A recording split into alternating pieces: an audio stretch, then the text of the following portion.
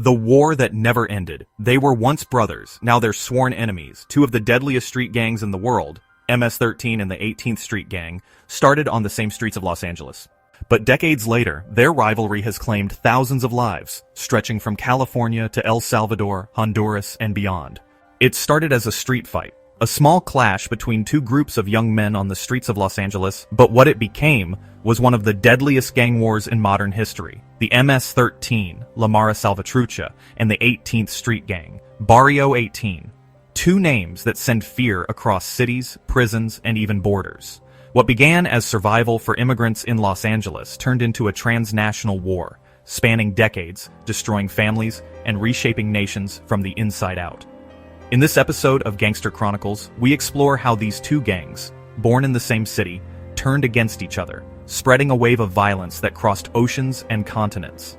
If you're new to the channel, hit subscribe and turn on notifications, because today we're uncovering the truth behind the bloodiest rivalry in the world of organized street gangs. Chapter 1. The Origins, Los Angeles in the 1980s. Los Angeles, 1980s. A city split by race, class, and survival. The streets were ruled by gangs, Mexican, African American, and Chicano groups who fought for dominance over every block. For thousands of Central American immigrants, mostly from El Salvador, Guatemala, and Honduras, LA was supposed to be a fresh start. They had fled civil wars, military dictatorships, and brutal violence at home, but when they arrived, they found themselves in another kind of war, the gang war of Los Angeles. The 18th Street Gang, also known as La 18, had already established itself as a powerful multi-ethnic gang. Unlike many Mexican-American gangs, 18th Street allowed non-Mexicans to join, and that openness attracted hundreds of young Central Americans desperate for identity and protection. But not everyone found acceptance. The Salvadorans, with their distinct accent, culture, and trauma, were often treated as outsiders, even within the 18th Street ranks. The tension grew, and soon the Salvadorans decided to form their own group, one that would represent them and their struggle. That group would become La Mara Salvatrucha, or MS-13. 18th Street Gang was one of LA's most powerful multi-ethnic gangs by the early 1980s. Salvadoran immigrants formed MS-13 after facing exclusion and mistreatment. The name Mara Salvatrucha combined Mara, gang, and Salvatrucha, Salvadoran. Early MS-13 members included ex-soldiers from El Salvador's brutal civil war. The seeds of rivalry were planted. Two gangs, born on the same streets, representing the same people, but destined to destroy each other. Chapter 2. The Birth of a Rivalry. At first, the relationship between MS-13 and 18th Street wasn't hostile. In fact, many members shared neighborhoods, schools, and even family ties. But on the streets, respect is currency, and when that respect is broken, blood follows. The early clashes were over graffiti tags, stolen cars, and street corners, small things that meant everything in gang culture. One fight led to a stabbing led to a shooting. Soon retaliation became a ritual.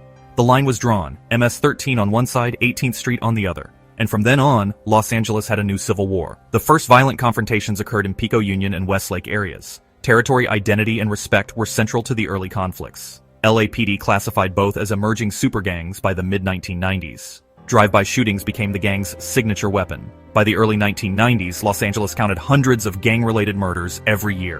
MS-13 and 18th Street turned neighborhoods into war zones, places where children learned to duck at the sound of gunfire before they learned to read. Chapter 3. The Deportation Domino Effect. In 1996, the United States passed new immigration laws, and that changed everything. The Illegal Immigration Reform and Immigrant Responsibility Act allowed for mass deportations of immigrants with criminal records. Thousands of gang members, including hundreds from MS-13 and 18th Street, were rounded up, imprisoned, and then sent back to their home countries in Central America. But here's the twist. The US thought it was exporting a problem. Instead, it exported an empire. When those deported gang members landed in El Salvador, Honduras, and Guatemala, they found countries still recovering from civil wars, with weak police, corrupt institutions, and millions of poor, angry young men with nothing to lose. The gangs rebuilt from scratch, this time on an international scale. Over 50,000 criminals deported to Central America during the late 1990s. Many deportees brought LA gang culture, tattoos, and rules with them. Weak governance allowed MS-13 and 18th Street to dominate local territories. Deportation created a feedback loop. Gangs now operated in both LA and Central America. The US had unintentionally created a transnational monster. Two rival gangs with a global footprint, united by hate and divided by pride. Chapter 4. The Central American Battlefield. By the 2000s, the rivalry had gone global. El Salvador, Honduras, and Guatemala became the new front line of the MS-13 versus 18th Street War. In San Salvador, every block had a side. You were either with MS or with 18. Children were recruited as young as 10. Refusing to join meant death. The violence spiraled out of control. In 2015, El Salvador became the murder capital of the world, recording over 6,600 homicides in 1 year, many linked to gang warfare. MS-13 and 18th Street turned poor neighborhoods into militarized zones. Gangs ran extortion rackets, controlling bus routes and local businesses. Entire families were wiped out for associating with the wrong side. El Salvador's mano dura, iron fist, policy tried and failed to stop the violence. Mano dura meant mass arrests, torture, and military patrols in gang neighborhoods. But instead of crushing the gangs, it pushed them further underground, into prisons, where they grew stronger. Chapter 5. Prison Kingdoms. Prisons, designed to stop the gangs, became their headquarters. Inside walls like Zacatecoluca prison in El Salvador, gang leaders reorganized, issued orders, and rebuilt their structures. MS-13 called their system La Ramfla Nacional, a prison government that directed gang operations both inside and outside. 18th Street did the same, creating their own hierarchy. The violence, the control, the recruitment, all continued, managed from behind bars. Leaders like El Viejo Lin and El Diablito ran MS-13 from inside cells. Inmates had access to smuggled phones and money from extortion operations. Each prison became territory. MS and 18th Street controlled separate facilities. Police discovered that most outside killings were ordered from inside. Even locked up, they were untouchable, running their empires with iron fists from cages built to contain them. Chapter 6. Money, Power, and Global Reach. By the mid-2000s, both gangs had transformed. They weren't just neighborhood thugs anymore. They were international criminal organizations. Their income came from extortion, human trafficking, drugs, and arms trade. MS-13 formed strategic ties with Mexican cartels, especially the Sinaloa cartel, to move drugs across Central America and the U.S. border. The 18th Street Gang, meanwhile, expanded its operations across Los Angeles, controlling prostitution rings and collecting rent from small businesses in immigrant areas. Both gangs shifted from survival to profit-driven organized crime. MS-13 established networks in over 40 U.S. states. 18th Street operated across Latin America and even parts of Europe. Violence became a means of control, not just revenge. Both gangs had evolved, but their hatred for each other never changed. Chapter 7. The Crackdown. Governments across the Americas had had enough. In 2012, the U.S. officially designated MS-13 as a transnational criminal organization, placing it in the same category as drug cartels and terrorist networks. Mass arrests began across Los Angeles, New York, Virginia, and Texas. In El Salvador, President Bukele's government declared a full-scale war on gangs, arresting over 70,000 suspected members in 2 years.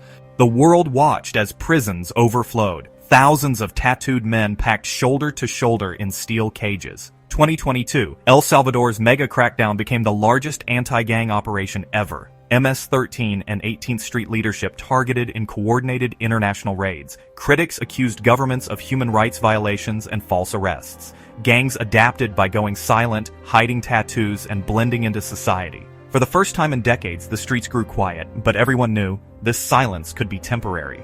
Chapter 8. The Human Cost. Behind every statistic, there's a face, a family, a story. Children who grew up fatherless because their parents were murdered or imprisoned. Mothers forced to pay protection taxes or flee their homes entirely. Gang violence displaced hundreds of thousands across Central America. Many of them made the dangerous journey north, hoping to escape, only to find the same gangs waiting for them in Los Angeles. Over 500,000 people displaced in El Salvador and Honduras due to gang violence. Many migrants flee specifically from MS-13 and 18th Street territories. Youth recruitment remains one of the hardest cycles to break. Rehabilitation programs face threats from both police and gangs. The human cost of this war isn't counted in arrests or killings. It's in broken lives. Chapter 9. MS-13 vs. 18th Street today. Today, both MS-13 and 18th Street still exist, but they've changed. No longer flashy, no longer covered in tattoos. They operate quietly in cells through coded communication and encrypted apps.